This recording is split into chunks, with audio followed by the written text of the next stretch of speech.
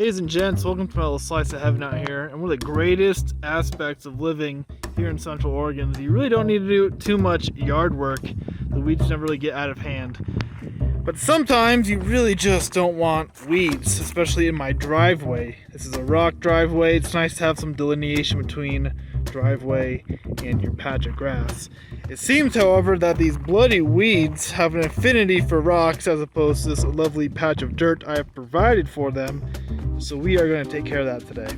Because I have kids and dogs and cats playing around here in the yard, I want to find a non-toxic solution to dealing with all of these weeds.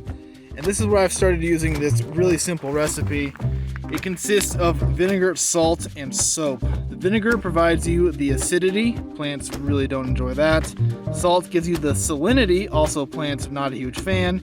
And the soap gives it a surfactant, gives you some staying power, so this solution isn't instantly absorbed into the soil. And of course, a sprayer just makes this last a lot longer than if you're simply to pour it on the weeds. Before we get overzealous and start just spraying this at all the weeds you hate, keep in mind you want to spray this only when the ground is dry and you have a dry forecast, preferably for about a week. That lets this really saturate into the roots as opposed to having a rain come in and washing it all away. Make sure you've got a nice dry foundation before you start applying the solution. Now, as far as measurements go, I'm going to fill this up as much as I can with the vinegar. I'm going to put roughly 1/2 to 3/4 full of the salt, and then maybe about a 1/2 cup of soap.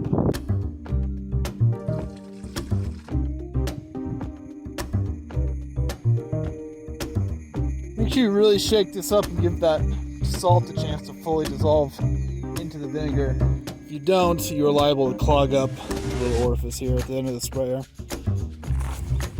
You can absolutely use this recipe as a deterrent for these weeds so they never come up in the first place, but you got to really be on top of your game and continually spray and never seem to be. And so what I do is I just aim for the roots as they come up, give it a spray. You can leave it in here all season long.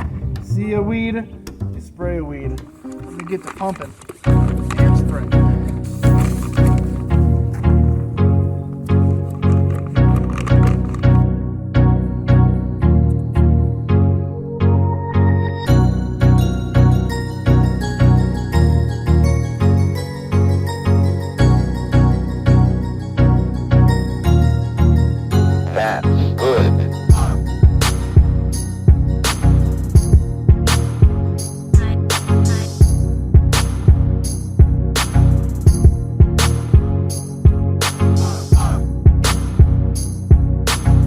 Just finished spraying this entire section here. It's about 50 feet long, 4 feet wide or so, and I probably went through 80% of my gallon batch. Now, one thing to note, that this is not a miracle worker. It doesn't work quite as well as, say, Roundup, but one thing that's nice is that it's completely, it's non-toxic, completely safe for everyone, and for two, it's actually really cheap. You're talking less than $4 for a gallon batch. Significantly cheaper than Roundup or a similar brand. So by tomorrow you will see that this grass is no longer quite as green. It is wilty. It is on its way out, and as long as it doesn't rain, it will continue to poison. If it does rain, you'll have to reapply. And sometimes it takes an application or two to really get down to complete desiccated, nice and dry, dead grass, and then I'll come in with a burner, burn it all the way off, and you'll be left with a nice, clean rock surface.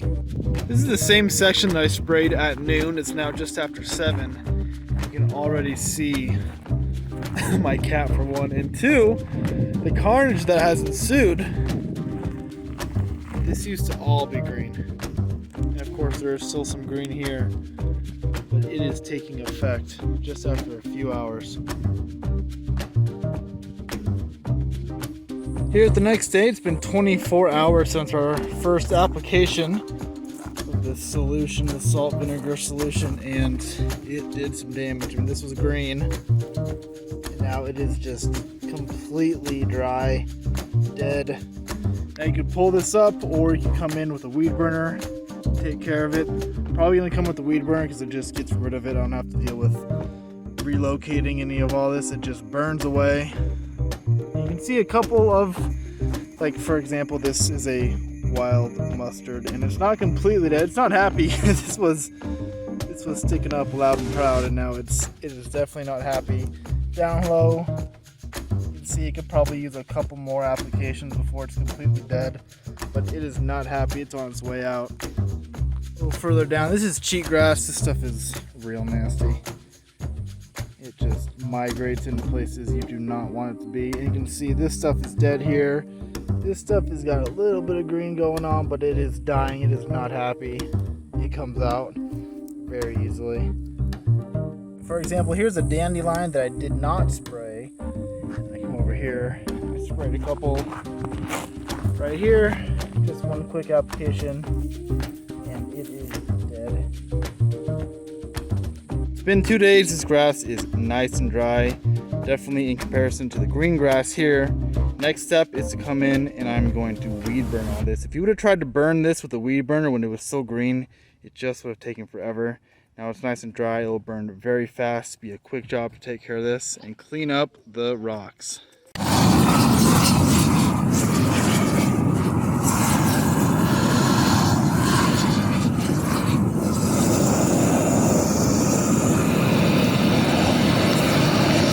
Thanks to that poison, I was able to dry out all of these weeds and made for a very quick burn session. These just caught right on fire.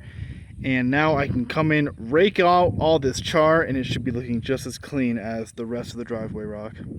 Just like that, weeds are gone. Looks 100% better.